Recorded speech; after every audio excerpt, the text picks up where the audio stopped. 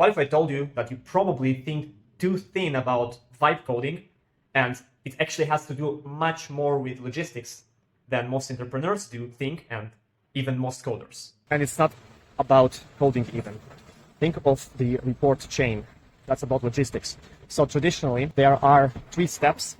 If we simplify, there are 3 steps to the report chain in a software development production. So the first layer is the developer, right? Writes code. Pretty obvious. The second layer is the QA. So the coder reports to the QA normally.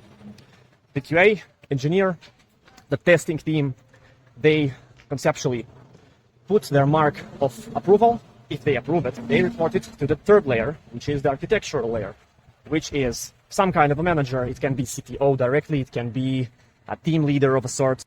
Now think for a second, what is the bottleneck for the QA team? Who are they waiting for? They're waiting for the coder, because coding is inherently slower than testing. What the fuck does it have to do with vibe coding? So think for a second. The more advanced the AI becomes, the less the QA team depends on the actual programmer. And instead of speaking to the programmer, it becomes more and more feasible for the QA team to pretty much speak directly to the agent, to the AI agent. So the result of such paradigm shift is that there is a slow trend of merge between the coder role and the QA role. So it becomes one role slowly. Now let's think what happens to the next layer. So QA is actually inherently an automatable role.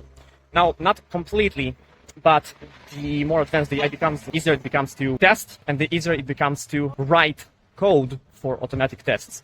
So pretty much, it means that the same happens with the next layer, which is the architecture. In other words, it becomes easier and easier organically for the CTO to speak directly to the AI agent for his needs in development. So that leads us to the conclusion that vibe coding is not a role. It's not even a skill as much as it is a trend in the paradigm shift that we are slowly living through.